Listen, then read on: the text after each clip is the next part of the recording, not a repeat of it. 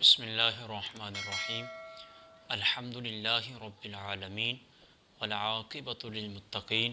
والصلاة والسلام علی سید الانبیاء والمرسلین اما بعد فاعوذ باللہ من الشیطان الرجیم بسم اللہ الرحمن الرحیم۔ رب ذوالجلال کی فضل اور توفیق سے آج ہم اپنے درس قرآن کے سبق نمبر 11 کا آغاز کر رہے ہیں۔ سورۃ البقرہ کی آیت نمبر 8 سے لے کے آیت نمبر 13 تک۔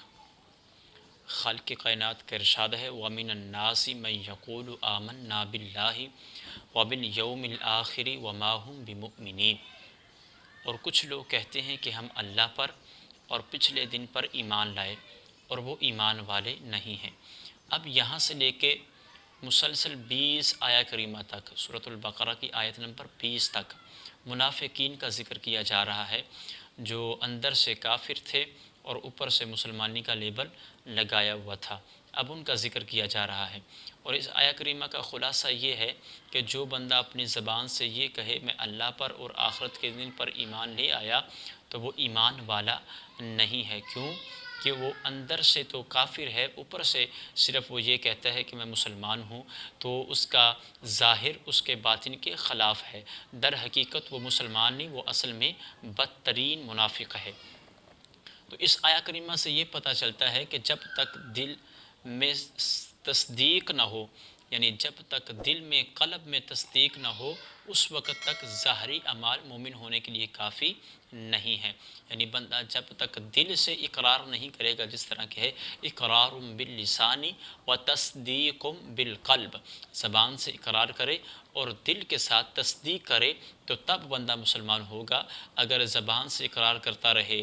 دل میں وہ کافر ہو، دل میں وہ مسلمانی کو قبول نہ کرے، دل میں وہ اللہ اور اللہ کے رسول کا انکار کرے، تو وہ بندہ مسلمان نہیں ہوگا بلکہ وہ بندہ کافر ہوگا۔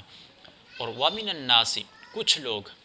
یہاں سے کچھ لوگ کہہ کر اشارہ ہے اور مسلمانوں کو سمجھایا جا رہا ہے کہ جو منافقین ہیں، جو بد عقیدہ لوگ ہیں، انہیں کچھ کہہ کر بلایا جاتا ہے۔ یعنی یہ اس بات کے مستحق ہیں کہ ان کو کچھ کہا جائے، کیونکہ یہ چند لوگ ہوتے ہیں، تھوڑے لوگ ہوتے ہیں، اور ان کا اتنا لیول نہیں ہوتا، ان کی اتنی اہمیت نہیں ہوتی کہ ان کو کسی صفات کے ساتھ بلایا جائے۔ تو یہاں سے یہ یاد رکھنا چاہیے کہ انبیاء علیہم الصلوۃ والسلام کو محض ان کے ناموں کے ساتھ نہیں بلانا چاہیے، کیونکہ اگر آپ قرآن کا مطالعہ کریں تو آپ کو پتہ چلے گا کہ انبیاء علیہم الصلوۃ والسلام کو ناموں کے ساتھ بلانا یہ مسلمانوں کا طریقہ نہیں بلکہ منافقین کا طریقہ ہے۔ تو منافقین کے طریقوں پہ عمل نہیں کرنا چاہیے بلکہ مسلمانوں کے طریقے پہ عمل کرنا چاہیے، اور صحابہ علیہم الصلوۃ والسلام، صحابہ کرام رضی اللہ تعالی عنہم کے طریقہ پہ عمل کرنا چاہیے، جس طرح وہ کہتے تھے یا رسول اللہ فداک ابی و امی، تو اسی طرح ہم کو بھی کہنا چاہیے یا رسول اللہ صلی اللہ علیہ وسلم فداک ابی و امی انظرنا، ہماری طرف نظر کرم کیجئے، ہماری طرف رحمت کیجئے۔ تو اسی طرح صحابہ کرام کے طریقے پہ عمل کرنا چاہیے، منافقین کے طریقے پہ عمل نہیں کرنا چاہیے۔ یخادعون اللہ والذین آمنوا وما یخدعون الا انفسهم وما یشعرون، وہ فریب دینا چاہتے ہیں اللہ کو اور ایمان والوں کو، وما یخدعون الا انفسهم وما یشعرون، اور وہ دھوکہ نہیں دیتے مگر اپنی جانوں کو، وما یشعرون، اور انہیں شعور نہیں۔ اب یہاں منافقین کا ایک اور اللہ تعالیٰ نے طریقہ کار بتایا کہ منافقین وہ ہیں جو اللہ اور ایمان والوں کو دھوکہ دینا چاہتے ہیں۔ اب اللہ کو کوئی بندہ دھوکہ نہیں دے سکتا، اللہ اس بات سے پاک ہے کہ اسے دھوکہ دیا جائے۔ اللہ تو وہ ہے جو علیم بذات الصدور ہے، اللہ تو وہ ہے جو دلوں کے رازوں کو جاننے والا ہے، جو پیٹوں کی چیزوں کو جاننے والا ہے۔ اللہ کو کوئی بندہ دھوکہ نہیں دے سکتا۔ تو اس سے مراد یہ ہے کہ منافقین کا طریقہ کار ایسا لگتا تھا کہ ان کے عمل کو دیکھ کے یہ لگتا تھا کہ یہ اللہ اور ایمان والوں کو دھوکہ دینا چاہتے ہیں، اور یا یہ ہوگا کہ رسول اللہ صلی اللہ علیہ وسلم کو دھوکہ دینا چاہتے ہیں، کیونکہ اللہ کے محبوب اللہ کے نائب ہیں اور اللہ کے خلیفہ ہیں، تو اس لیے وہ اللہ کے محبوب کو دھوکہ دینا چاہتے تھے، اور اللہ نے اپنے محبوب کو منافقین کی منافقت پر مطلع فرما دیا تھا۔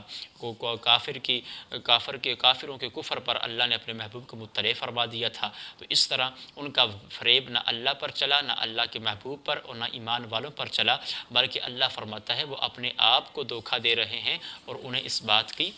سمجھ نہیں، وہ اس بات کو جانتے نہیں ہیں۔ تو اس آیہ کریمہ سے پتہ یہ چلتا ہے کہ بندے کا ظاہر اور باطن تضاد بہت بڑا عجیب ہے، کہ یہ نہیں ہونا چاہیے کہ بندے کا باطن اور ہو اور بندے کا ظاہر اور ہو۔ بندے کا باطن بھی وہی ہو، بندے کا ظاہر بھی وہی ہو، یعنی جو وہ اوپر سے ہو وہی وہ اندر سے ہو، اور جو اندر سے ہو وہی بندہ اوپر سے ہو۔ یعنی یہ نہیں کہ بندہ اوپر سے تو کہے میں بڑا عاشق رسول ہوں، بڑا میں جناب والا فنا فی اللہ ہوں، فنا فی النبی ہوں، بڑا میں محب رسول ہوں، تو اوپر سے نعرے لگاتا رہے، لیکن جب باری ہے قربانی دینے کی تو پیچھے پیچھے جاتا رہے۔ تو ایسا نہیں ہونا چاہیے، کہ منافقوں والا طریقہ نہیں اپنانا چاہیے کہ جب وہ کفار کے پاس جاتے تو کہتے ہم تمہارے ساتھ ہیں، اور جب مسلمانوں کے پاس آتے تو کہتے ہم تمہارے ساتھ ہیں۔ تو ان کی طرح کا عمل نہیں کرنا چاہیے، بلکہ صحابہ کرام جیسا عمل کرنا چاہیے، کہ وہ صحابہ جیسے وہ گھر میں رسول اللہ سے محبت کرتے تھے، ویسے ہی وہ رسول اللہ کے پاس بیٹھ کے رسول اللہ سے محبت کرتے تھے، اور ویسے ہی وہ یاروں کے پاس بیٹھ کے رسول اللہ سے محبت کرتے، اور ویسے ہی وہ جنگوں میں جا کر رسول اللہ سے محبت کیا کرتے تھے۔ یعنی ان کی زندگی کا مقصد ہی یہی تھا کہ ہر حال میں اللہ کے محبوب کو راضی کرنا ہے۔ فی قلوبہم مرض فزادہم اللہ مرضا۔ اب اللہ یہاں پر منافقین کی ایک اور نشانی بیان کر رہا ہے کہ منافقین وہ ہیں فی قلوبہم مرض، ان کے دلوں میں مرض ہے، فزادہم اللہ مرضا، بس اللہ نے ان کے مرض کو بڑھا دیا، ولہم عذاب علیم، ان کے لیے دردناک عذاب ہے، بما کانوا یکذبون، ان کے جھوٹ بولنے کی وجہ سے۔ اب یہاں پر کافروں کا جھوٹ بھی بیان کیا جا رہا ہے۔ جھوٹ کیا تھا کہ وہ جھوٹ یہ بولتے تھے مسلمانوں کے ساتھ کہ کہتے ہم تمہارے ساتھ ہیں، لیکن اندر سے وہ تھے کافر، تو یہ ان کا جھوٹ تھا۔ تو ان کے جھوٹ کی وجہ سے وَلَهُمْ عَذَابٌ عَلِيمٌ، وہ دردناک عذاب کے مستحق ہیں۔ اور ان کے دلوں میں بیماری کیا تھی؟ ان کے دلوں میں بیماری یہ تھی کہ وہ حق بات کو سنتے نہیں تھے، وہ حق بات کو جانتے نہیں تھے، وہ حق بات کو دیکھتے نہیں تھے۔ انہوں نے رسول اللہ کے ساتھ دشمنی کی، آپ کے ساتھ حسد کیا، آپ کے ساتھ بغض رکھا، تو ان کے بغض کی وجہ سے اللہ نے ان کے دلوں پر، ان کی آنکھوں پر، ان کے کانوں پر مہر لگا دی کہ وہ حق بات کو نہ دیکھ سکتے ہیں، نہ سن سکتے ہیں، نہ سمجھ سکتے ہیں۔ تو جس طرح ان کا بغض آپ علیہ السلام سے بڑھتا گیا، ویسے ان کی بیماری بھی بڑھتی گئی۔ تو ان کے جھوٹ کی وجہ سے اللہ قیامت والے دن ان کے لیے ان کو دردناک عذاب کا مزہ چکھائے گا۔ اب اس آیہ کریمہ سے مسلمانوں کو بھی سبق حاصل کرنا چاہیے کہ جھوٹ کی کتنی بڑی سزا ہے، تو بندے کو ہر حال میں جھوٹ سے بچنا چاہیے۔ حضرت عبداللہ بن مسعود رضی اللہ تعالیٰ عنہ آپ سے مروی ہے کہ رسول اللہ صلی اللہ تعالیٰ علیہ وآلہ وسلم نے ارشاد فرمایا، سچائی کو اپنے اوپر لازم کر لو۔ سچائی نیکی کی طرف لے جانے والی چیز ہے، اور بندہ جو نیک ہو، نیکی کا رستہ ہو، وہ جنت کی طرف لے جاتا ہے۔ اور جو بندہ سچ بولنے کی کوشش کرے اور ہمیشہ سچ بولتا رہے، تو فرمایا یہاں تک کہ وہ بندہ اللہ کے نزدیک صدیق لکھ دیا جاتا ہے۔ اور فرمایا جھوٹ سے بچو، جھوٹ جہنم میں لے جانے والا راستہ ہے۔ تو جو بندہ جھوٹ بولتا رہے اور جھوٹ بولنے کی کوشش کرے، تو فرمایا یہاں تک کہ وہ بندہ اللہ کے نزدیک کذاب لکھ دیا جاتا ہے۔ تو آپ نے حدیث مبارکہ سماعت فرمائی کہ جو بندہ سچ بولے تو وہ اللہ کے نزدیک صدیق ہے، اور جب بندہ جھوٹ بولے وہ اللہ کے نزدیک کذاب ہے، جھوٹا ہے۔ اور حضرت انس رضی اللہ تعالیٰ عنہ آپ سے مروی ہے، آپ فرماتے ہیں کہ امام الانبیاء صلی اللہ تعالیٰ علیہ وسلم نے فرمایا، جو شخص جھوٹ بولنا چھوڑ دے اور وہ باطل ہے، یعنی جھوٹ چھوڑنے کی چیز ہی ہے، یعنی جھوٹ باطل ہے اور جھوٹ کو چھوڑنا ہی چاہیے۔ تو فرمایا جو بندہ جھوٹ کو چھوڑ دے تو اللہ اسے انعام کیا دے گا؟ فرمایا اللہ اس کے لیے جنت کے کنارے میں ایک مکان بنا دے گا۔ تو یہ کتنا بڑا ثواب ہے، جھوٹ بولنے کی وجہ سے جنت میں اللہ بندے کے لیے مکان تیار فرما دے گا۔ تو ہر حال میں بندے کو اپنی اولاد کو بھی سچ کی تلقین کرنی چاہیے، اپنے اصحاب کو، اپنے رشتہ داروں کو، اپنے تعلق والوں کو، اپنے دوستوں یاروں کو بھی سچ کی تلقین کرنی چاہیے، اور ہمیشہ خود بھی بندے کو سچ بولنا چاہیے۔ آگے خالق کائنات نے فرمایا وَإِذَا قِيلَ لَهُمْ لَا تُفْسِدُوا فِي الْأَرْضِ قَالُوا إِنَّمَا نَحْنُ مُصْلِحُونَ۔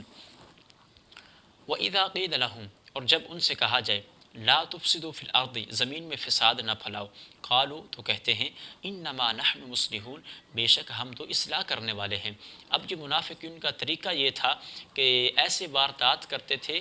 ایسے لوگوں کے دلوں میں زہر قاتل وہ ڈال رہے تھے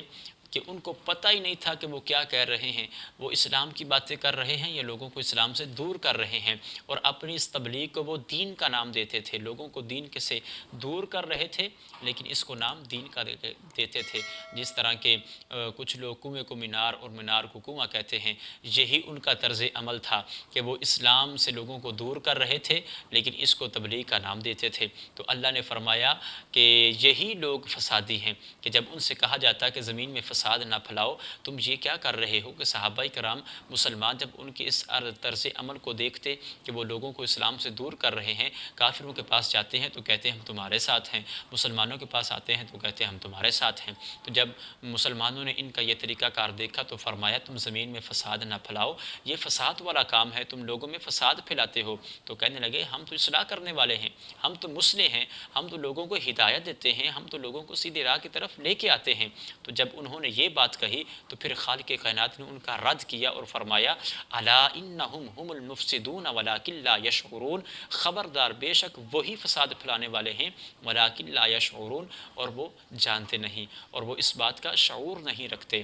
کہ وہ کر کیا رہے ہیں۔ اگر انہیں اس بات کی سمجھ ہوتی، اس بات کا پتہ ہوتا کہ وہ کام کیا کر رہے ہیں تو وہ کبھی بھی اس بات کی طرف نہیں جاتے، اس کام کی طرف نہیں جاتے۔ ان کو اپنے انجام کا پتہ ہی نہیں تھا کہ وہ کتنا بڑا کام کر رہے ہیں، جہنم میں لے جانے والا کام کر رہے ہیں، لوگوں کو اسلام سے دور کر رہے ہیں۔ بلکہ ان کے ذہنوں کے مطابق تو یہ اصلاح تھی، ان کے ذہنوں کے مطابق تو یہ بہت بڑا کام تھا کہ وہ لوگوں کو اللہ کی طرف لے کے آ رہے ہیں، لیکن اللہ فرماتا ہے یہ میری طرف نہیں لے کے آ رہے بلکہ یہ لوگوں کو جہنم کی طرف لے کے جا رہے ہیں،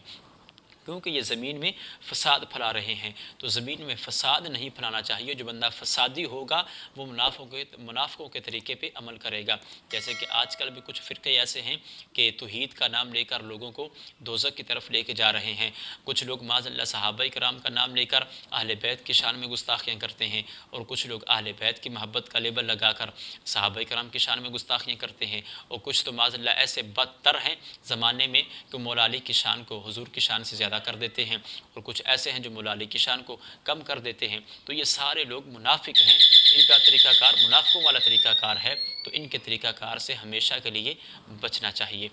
آگے خالق کائنات نے فرمایا وَإِذَا قِيلَ لَهُمْ آمِنُوا كَمَا آمَنَ النَّاسُ قَالُوا أَنُؤْمِنُ كَمَا آمَنَ السُّفَهَاءُ، جب ان سے کہا جاتا ایمان لے کے آؤ، کما آمن الناس، جس طرح لوگ ایمان لے کے آئے، قالو، تو وہ کہتے انؤمن، کیا ہم ایمان لے کے آئیں، کما آمن السفہاء، جس طرح بے وقوف ایمان لے کے آئے، الا انہم هم السفہاء ولکن لا یعلمون، خبردار بے شک وہی بے وقوف ہیں، انہیں اس بات کا علم نہیں ہے۔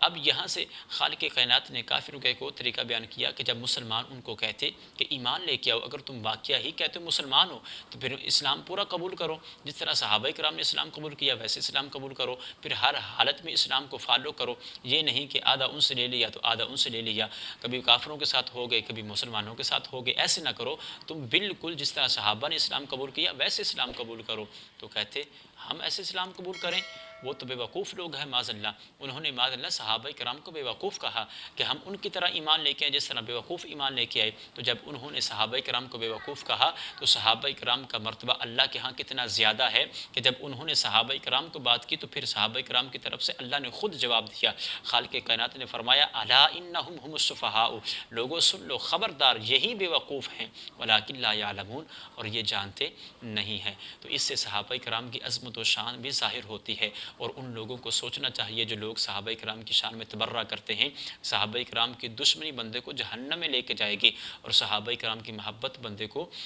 جنت میں لے کے جائے گی۔ تو اس لیے ہر حالت میں منافقوں کے طریقے سے بچنا چاہیے، منافقوں کی وارداتوں سے بچنا چاہیے۔ یہ جو منافق لوگ ہوتے ہیں یہ کافر سے بھی بدتر ہیں۔ کافر تو وہ ہے جس کا پکا پتہ ہے یہ بندہ کافر ہے، ظاہر اور باطن ایک ہے، کفر کو فالو کرتا ہے، مسلمان کا پتہ ہے یہ ظاہر باطن ایک ہے، اسلام کو فالو کرتا ہے، لیکن یہ جو منافق ہوتے ہیں یہ بدتر لوگ ہوتے ہیں، زمانے کے بدتر ہوتے ہیں، کہ ان کا پتہ ہی نہیں چلتا یہ کس سائڈ پہ ہوتے ہیں۔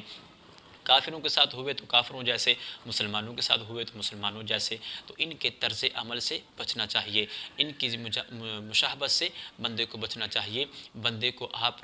اپنے اعمال، اپنے اقوال، اپنے افعال ہر ایک کے سامنے ظاہر کرنے چاہیے، تاکہ دیکھنے والے کو پتہ چل جائے یہ بندے کے اقوال کیسے ہیں، یہ بندے کے افعال کیسے ہیں، یہ بندہ کام کیسے کر رہا ہے۔ تو ہر بندے کو چاہیے کہ وہ قرآن پاک کا جتنا ہو سکے مطالعہ کرے، تاکہ بندے کو پتہ چل جائے کہ منافقوں کی وارداتیں کیسی ہیں۔ دعا ہے کہ اللہ تعالی ہمیں قرآن پاک پڑھنے کی، سمجھنے کی توفیق عطا فرمائے۔ وآخر دعوایا ان الحمد للہ رب العالمین۔